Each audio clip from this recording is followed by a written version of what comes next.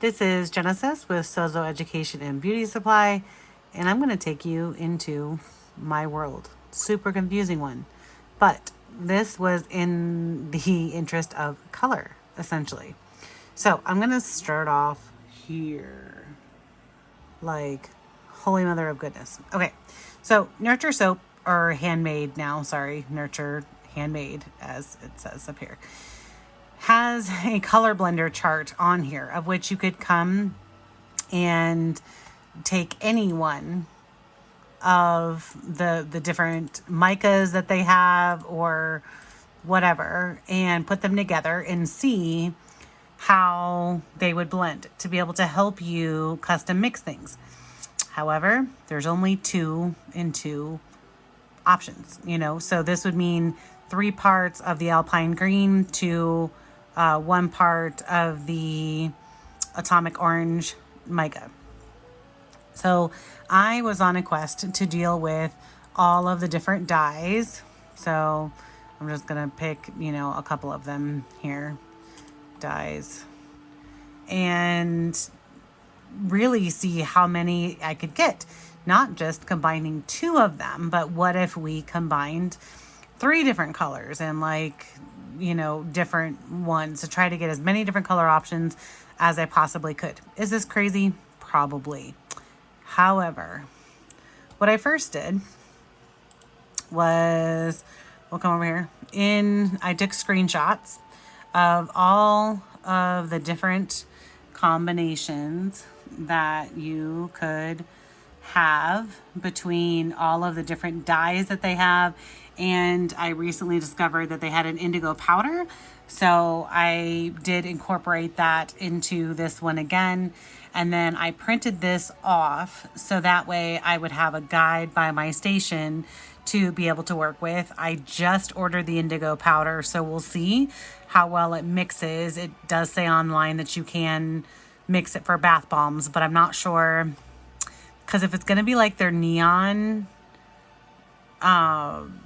pigment, I didn't put that on here because it's no, let's just say that. I don't know, let me see what it says on here. I think it's fluorescent neon purple. So it does show that it makes changes on here. However, when it's mixed in with the dye powder in the format that I was doing, it doesn't really do a whole lot. Like it, you're not getting any of these colors from it. So I'm not sure how it would do inside of the bath bomb powder yet. However, we're kind of, well, I'm going to tell you why it doesn't come out on the chart, I guess, and understand that there are still other combinations and different ways to do this. I was just trying to get the broad range. So that brings me to this lovely mess of a creation. This did take me quite some time to be able to do.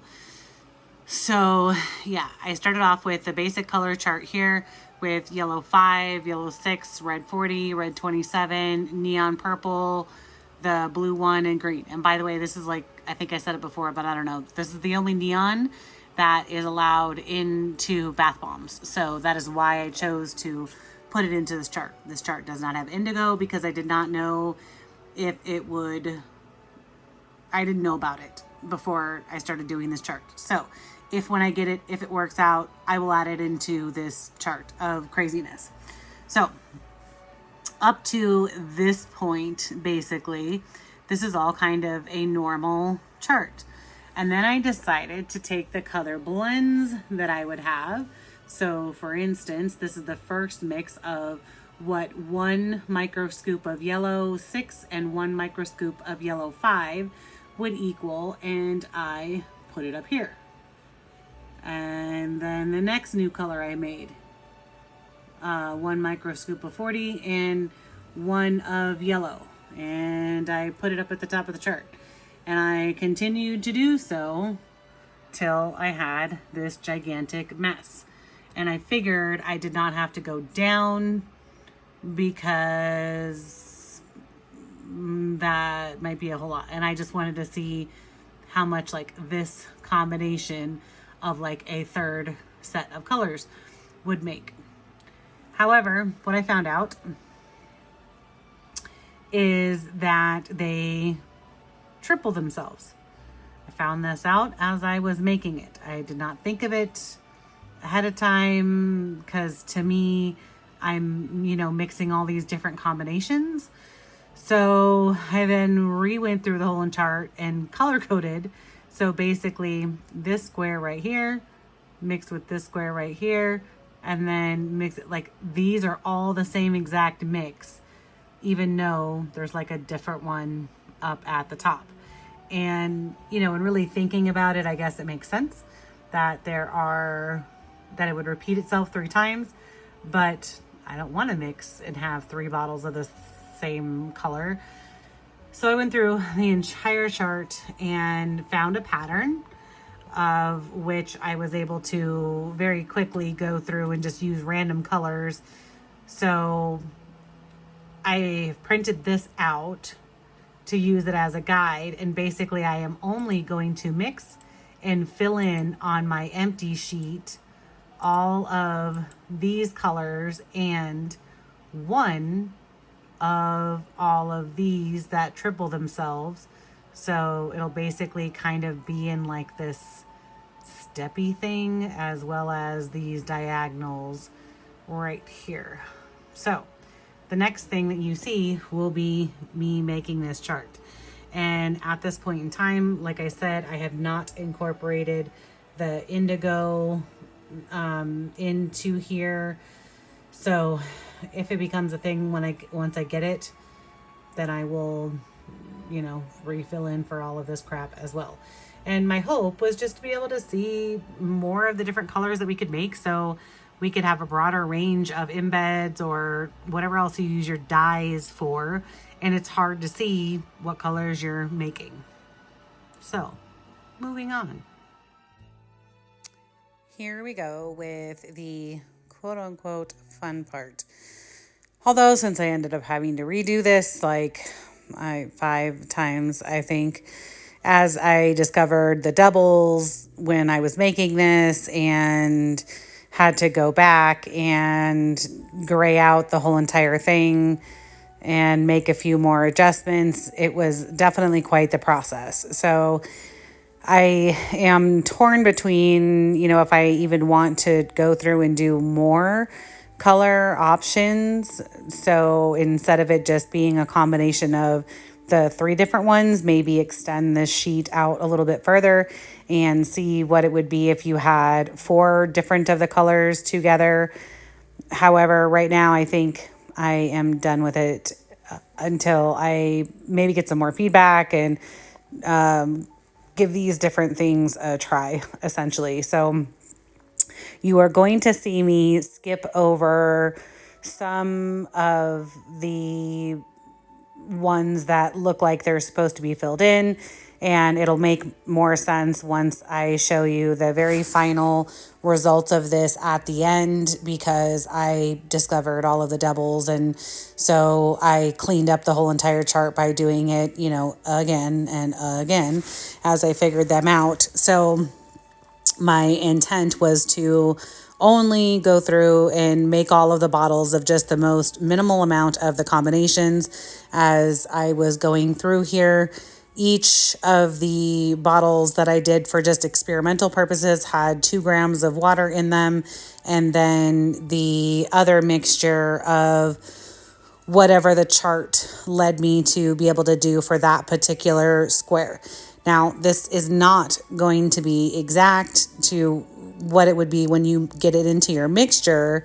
However, it is going to be a good guide of what it would be. So you can premix all of these with your distilled water and add your droplets into your different formulas. And obviously, the more drops that you use, the more intense that the color is going to be. So you can take this orange, or what have you, whatever color I'm working on, and then only do a smaller amount in it, and therefore it's going to be like a more pastel orange.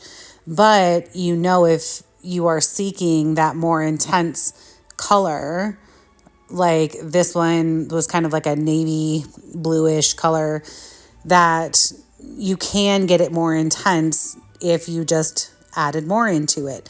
And when you're doing your embed bars and want to create an embed bar that's going to go with a particular theme for whatever holiday you're working on or what have you, I really struggled with just taking the dye powder by itself and seeing what it was going to be to adjust it in that final formula, because it's not like a lake where you can see what's going on and how much more intense that it needs to be. So I ended up dropping the neon purple out of this, and then I never added the indigo powder into the chart either. I will show you a brief clip at the end of this, and this will kind of explain why.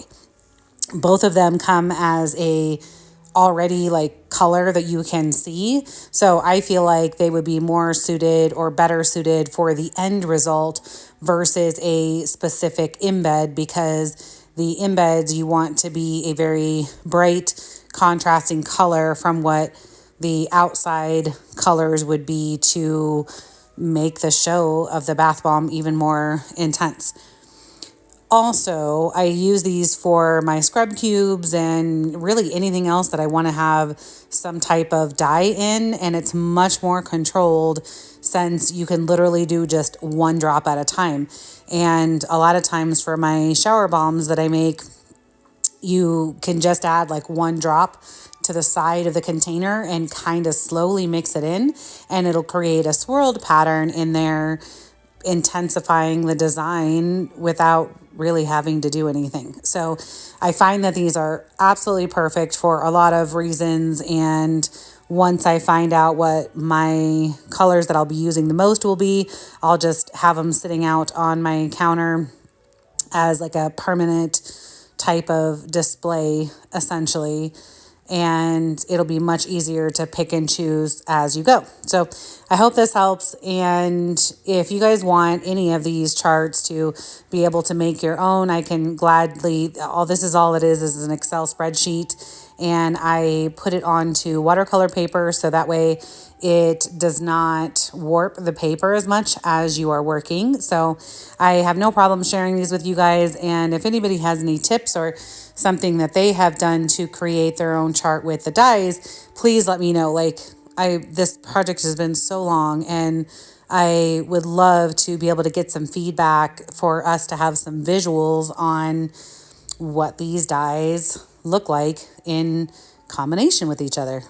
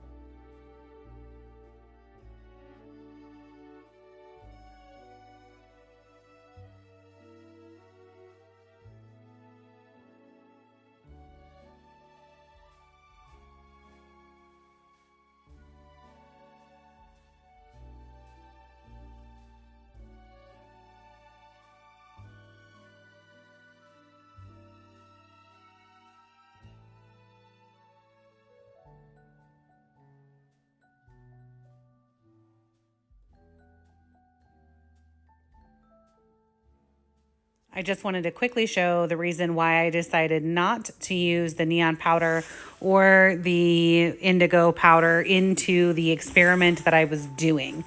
The entire purpose behind it was to be able to see what the dye colors are going to be together. And these are already the color that they are before you mix them in with the hot water. And they both provide very little color payout into the water. And when I'm trying to do embeds, I want it to be a very like high contrast pop of color. So I would also say this blue that's around the ring from the indigo powder, that has nothing to do with the powder itself. The other one was an actual embed with the mixture of the poly 80 and everything else, whereas this was just literally the powder into the container. So I am very confident that this would not do the same thing had it have been an actual embed. I was just quickly trying to decide what I wanted to do with this whole thing. These are the final charts after the multiple times of me trying to complete them. Any of the grayed areas are where they were doubles, and there are some white portions left over, and that's where I decided to not do the neon purple, and I was not going to go in and create another color chart again, just in case I decided for some reason that I wanted to do them at some other point in time. So I hope you've enjoyed this video and it's been helpful. Bye.